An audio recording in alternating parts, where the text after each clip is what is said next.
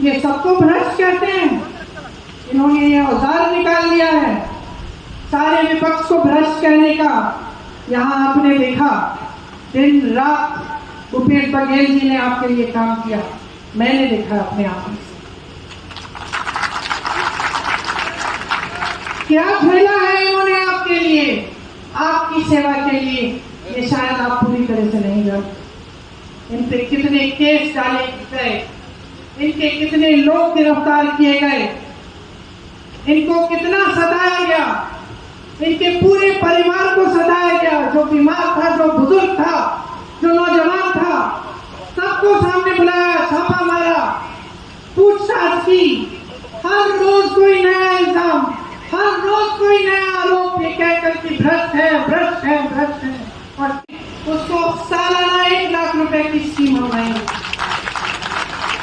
25 लाख तक स्वास्थ्य के लिए आपका इंतजाम होगा, आपका इलाज होगा, 25 लाख रुपए तक मुफ्त में होगा।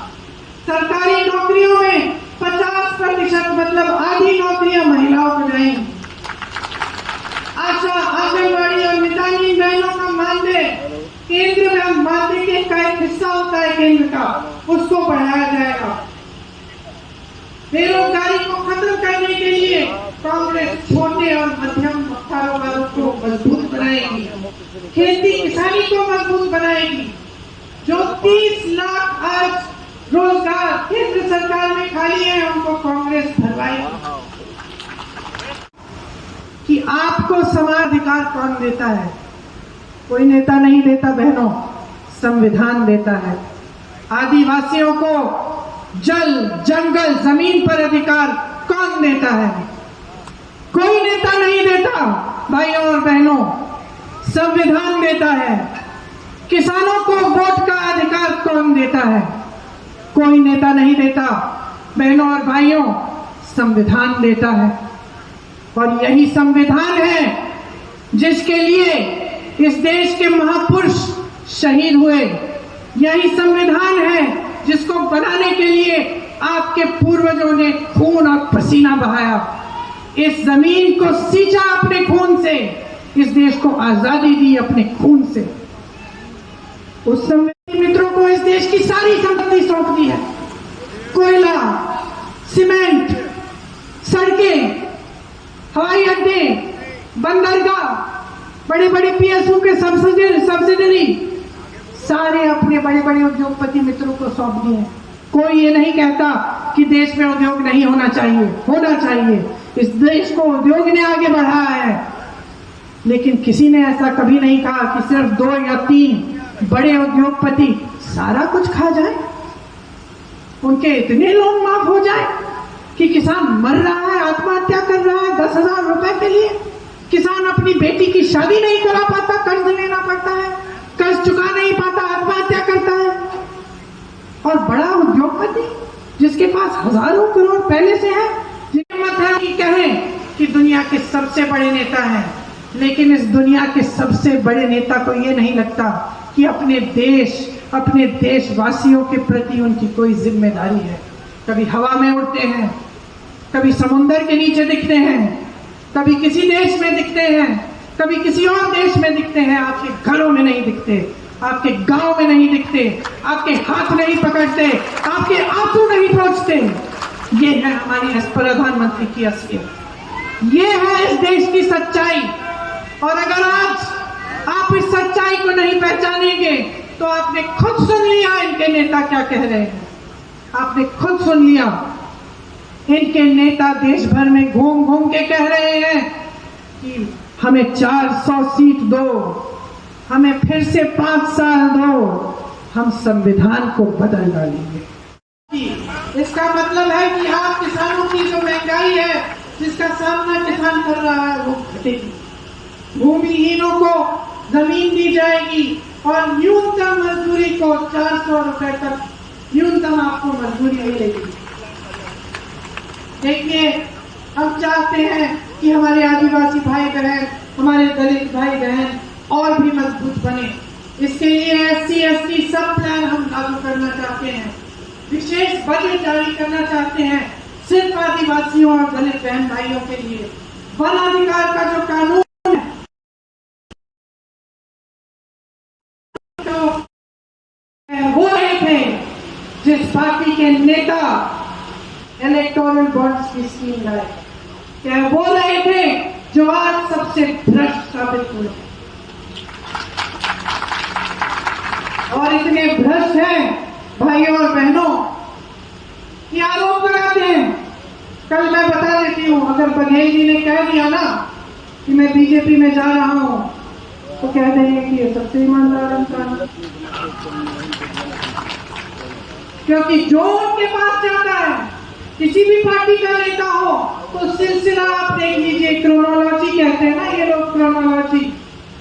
मैं बता रही हूं क्या क्रोनोलॉजी होती है कि अगर आप इस देश की राजनीति को बदलेंगे नहीं, आप आज ये नहीं समझेंगे कि जो नेता आपके सामने आता है वो आपकी समस्याओं को सुलझाने की बात करे, अगर आप मजबूर नहीं करोगे नेताओं को, अगर आप राजनीतिक दलों को मजबूर नहीं करोगे कि आपकी बातों पे चुनाव लड़ा जाए, कि आपके मसलों पे चुनाव लड़ा जाए, तब आपका भविष्य उज्जवल नहीं होगा। इसलिए मैं आपको कहना चाहती हूं कि कांग्रेस पार्टी कुछ गारंटी लाई है इस चुनाव में कि जब आपके सामने आते हैं भाजपा के नेता तो सिर्फ दो बातें करते हैं, महंगाई नहीं, बेरोजगारी नहीं, रोजगार कैसे बनाएंगे नहीं, खेतों को, किसानों को मजबूत कैसे बनाएंगे नहीं, महिलाओं को अत्याचार से बचाएंगे कैसे बचाएंगे, ये बातें नहीं होती। सिर्फ दो बातें, परिवारवाद और भ्रष्टाचार। कल आएंगे, परसों आएंगे मोदी जी, सुन लेना, यही दो बातें कहेंगे। हम सबको भ्रष्ट कह डालेंगे, सारी दुनिया भ्रष्ट है, सिर्फ मोदी जी ईमानदार है, ये कहेंगे आपको। ये कहेंगे कि सिर्फ मोदी जी अकेले भ्रष्टाचार के खिलाफ लड़ रहे हैं, सिर्फ मोदी जी अपने बारे में ऐसे बोलेंगे, सिर्फ मोदी लड़ रहा है। और सामने आई, पता था कि जिस पे छापा मारा था उससे चंदा लिया, चंदा लेने के बाद केस खत्म। जिस को भ्रष्ट कहा था, जिस पे कार्रवाई की थी, उससे चंदा लिया, चंदा लेने के बाद कार्रवाई बंद। पता चला कि ऐसी कंपनियों से चंदा लिया जिनका मुनाफा कम था, चंदा ज्यादा दे रही है। पता चला कि ऐसी कंपनियों से चंदा लिया जिनसे इनको शर्म आनी चाहिए। गुजरात में एक पुल बना, वो पुल गिरा, बनाने वाले से चंदा लिया। गैस सिलेंडर आपसे खरीदवाया 5 सालों के लिए, 1200 रुपए का सिलेंडर आपसे खरीदवाया और चुनाव आ रहा था, 2 महीने पहले उसको 400 बना दिया। बहनें सोचो, कह रही है कि अभी भी नहीं मिल रहा है 400 का, लेकिन सोचो क्या नीयत हो सकती है कि पहले तो आपसे 1200 रुपए में खरीदवाया, जैसे ही चुनाव आया कह दिया कि ये 400 का हो जाएगा। क्यों? चुनाव के पहले आपको सिलेंडर की जरूरत नहीं थी? चुनाव के पहले आपका कोई संघर्ष नहीं था क्या? चुनाव के पहले महंगाई नहीं थी? तो चुनाव के पहिए के नीचे कुचला, किसानों को नहीं बचाया। उन्होंने उनके कर्ज माफ किए, 16 लाख करोड़ रुपए के कर्ज, जो बड़े बड़े उद्योगपति इनके दोस्त हैं, लेकिन किसानों के कर्ज माफ नहीं किए। जब गन्ने का बकाया था 15,000 करोड़, तब उन्होंने नए संसद के लिए 20,000 करोड़ खर्च लिए, लेकिन गन्ने का बकाया नहीं दिया उत्तर प्रदेश के किसानों को। जब किसान रो रहा था, आंदोलन कर रहा था, तो प्रधानमंत्री जी अपने घर से बाहर नहीं निकले। मात्र 2 किलोमीटर 3 किलोमीटर की दूरी पे रहते हैं, बाहर नहीं निकले। 600 किसान शहीद हुए, लेकिन प्रधानमंत्री बाहर नहीं निकले उनकी बातों की सुनवाई करने। भाइयों के लिए एमएसपी एक कानून बनेगा, और जो आपकी यहाँ की उपज है, आप जानते हैं कि जब हमारी प्रदेश सरकार थी तो उसके लिए भी हमने एमएसपी लाने का प्रयास किया, और हम कहते थे अगर फिर से सरकार आएगी तो आपके वन उपजों पर भी एमएसपी हम लागू करेंगे। तो एमएसपी को कानून बनाएंगे, और जब आपके फसल का नुकसान होता है तो 30 दिनों के अंदर उसका भुगतान आपको पूरा मिलेगा। मात्र 5 सालों के लिए जा सकते हैं, उसके बाद आपका क्या होगा किसी को नहीं मालूम। इसको हम रद्द करेंगे। 5,000 करोड़ रुपए का फंड बनाएंगे, जिससे नौजवान जब अपना छोटा छोटा कारोबार शुरू करना चाहता है उसकी मदद हो। स्नातक पास बच्चों को 1 लाख रुपए सालाना मिलेगा जब तक उनको नौकरी नहीं मिलेगी। और एक अप्रेंटिसशिप का प्रोग्राम बनाएंगे, जिससे जब आप पास होते हो उसके बाद आपको 1 साल के लिए एक नौकरी मिलेगी, जहां से आपको आमदनी मिल पाए, जब तक आपको कुछ कोई और नौकरी ना मिल पाए। शिक्षा का लोन माफ होगा। ऊपर समझने लगे और इस अहंकार में उनका घमंड इतना बढ़ गया है कि उनके आसपास के लोग उनको सच्चाई नहीं बताते। आज परिस्थितियां ये हैं कि इस देश के प्रधानमंत्री इस तरह के बड़े मंच पर तो आपके सामने आ जाते हैं, लेकिन आपके बीच कभी नहीं आते, आपके गांव में नहीं आते, आपके घरों में नहीं आते, ये देखने नहीं आते कि आप कैसे जी रहे हो, आपके क्या क्या संघर्ष है, आप इतनी महंगाई में कैसे अपनी सब्जियां खरीद रहे हो, कैसे दाल रोटी पूरी हो रही है, किस तरह से किसानों का कर्जा, भूमिहीनों को सालाना 7,000 रुपए मिलते थे, गोबर की खरीद होती थी, बिजली का बिल आधा किया गया था, हर परिवार को 35 किलो राशन मिलता था, चावल मिलती थी। आदिवासियों को आपको जमीन वापस मिली। कई ऐसे परिवार हैं जिनको पट्टा मिला। तेंदुपत्ता का सर्वाधिक दाम हुआ होता था। और ये चाहते हैं कि पब्लिक का अधिकार, कि जनता का अधिकार कमजोर हो।